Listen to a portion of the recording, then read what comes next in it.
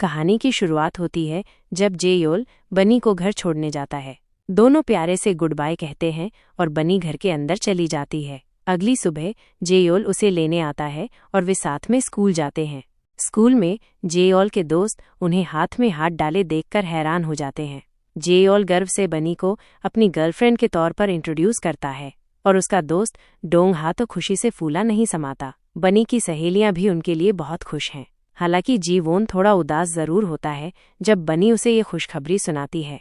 कुछ महीने पलक झपकते ही बीत जाते हैं और ये प्यारा जोड़ा और भी करीब आ जाता है। देखते ही देखते वे अपनी 100वीं सालगिरह भी मना लेते हैं।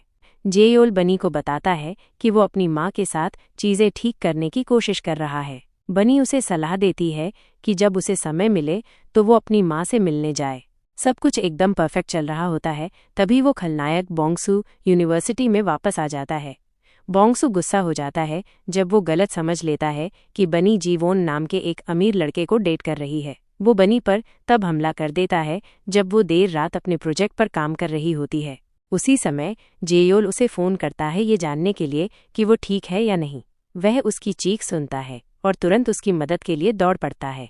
बोंगसू बनी की कलाकृति तोड़ देता है और उस पर हथौड़े से दूसरा वार करने ही वाला होता है कि जीवोन उसे रोक लेता है। जीवोन बनी को बचाता है और उसे पुलिस को बुलाने के लिए कहता है।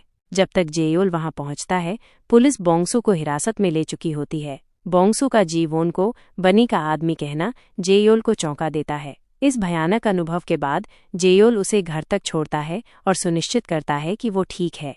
अगली सुबह कोई इस घटना के बारे में ऑनलाइन पोस्ट कर देता है और जीवोन को बनी का बॉयफ्रेंड बताता है। लोग पोस्ट पर कमेंट करने लगते हैं, जीवोन को एक राजकुमार की तरह बता रहे हैं। वे सब खुश हैं, ये सोचकर कि फेस्टिवल के विशिंग ट्री का जादू फिर से चल गया। बनी को चिंता होती है कि इस पोस्ट का जेयोल पर बुरा असर पड़ सकता है, लेकिन वो झूठ बोलता है कि वो ठीक है। बनी का इवैल्यूएशन जल्द ही होने वाला है, इसलिए वो अपनी टूटी हुई कलाकृति को ठीक करने के लिए रात भर जागने का फैसला करती है। जैसा कि उम्मीद थी, जीवोन उसकी मदद करने की पेशकश करता है। एक रात जब जेयोल और डोंगहा आधी रात को स्नैक्स लेकर आते हैं तो वे देखते हैं कि जीवोन बनी के कितना करीब है। जेयोल जीवोन से अमेरिका चले जाने या बनी से थोड़ी दूरी बनाए रखने के लिए कहता है। इस बीच बनी को चिंता होने लगती है कि शायद उसकी कलाकृति नहीं चुनी जाएगी और वो अगले सेमेस्टर के लिए स्कॉलरशिप खो देगी। वह अपने माता पिता से बात करती है और वे उसे भरोसा दिलाते हैं कि वे सब संभाल लेंगे। अगले कुछ दिनों तक बनी जीवोन के साथ मिलकर अपनी कलाकृति को पूरा करने में जुटी रहती है। जेयोल भी अपनी तरफ से पूरी कोशिश करता है कि वो उसके साथ रहे। हालांकि उसे बनी और जीवोन की नज़दीकी से जलन होती है। वो बनी से कहता है कि जब वो घर पहुंचे तो उसे टेक्स्ट करे, लेकिन उसका फ़ोन डेड हो जाता है और वो भूल जाती है। अगली सुबह जेयोल बनी से संपर्क करने की कोशिश करता है, लेकिन वह कहीं बाहर होती है। चिंता में वह उसके घर जाता है। बनी के माता पिता उसका गर्मजोशी से स्वागत करते हैं। बनी चौंक जाती है जब वो उसे अपने डाइनिंग टेबल पर देखती है, लेकिन जल्दी ही सहज हो जाती है। नाश्ते के बाद वे स्कूल के लिए निकलते हैं और जेयोल बनी के चेक इन न करने पर अपनी निराशा व्यक्त करता है। वह वादा करती है कि वो हमेशा उसे बताएगी कि वो सुरक्षित घर पहुंच गई है। जेयोल बनी पर कितना भी भरोसा करे, उसकी जलन तब और बढ़ जाती है जब वो एक रात उसके घर जाता है और देखता है कि जीवोन प्यार से सो रही बनी पर कंबल ओढ़ा रहा है। वो उनके पास जाता है और जीवोन को चेतावनी देता है। फिर वो बनी को जगाता है और उसे घर ले जाता है। वो फिर से माफ़ी मांगती है और वो अपनी जलन को अनदेखा करने की कोशिश करता है। अगले दिन इवैल्यूएशन होता है और बनी की कलाकृति नहीं चुनी जाती। जाहिर है वो बहुत निराश होती है। इससे पहले कि वह इसे पचा पाती, उसे अपनी माँ का फ़ोन आता है। पता चलता है कि उसके पिता ने अपनी सारी बचत एक घोटाले में लगा दी है। उन्होंने अपने दोस्त पर भरोसा किया था, लेकिन उन्होंने अपनी सारी बचत खो दी। बनी और भी निराश हो जाती है और सोचती है कि क्या वो अपने सपनों का पीछा करके स्वार्थी हो रही है।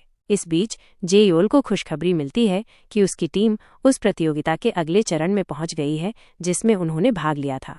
जेयोल उत्साह से बनी को फ़ोन करता है और वो उसके लिए खुश होती है। वो उसे अपने साथ एक पार्टी में आने के लिए कहता है, लेकिन वो मना कर देती है। वो कहती है कि वह थकी हुई है और सोना चाहती है।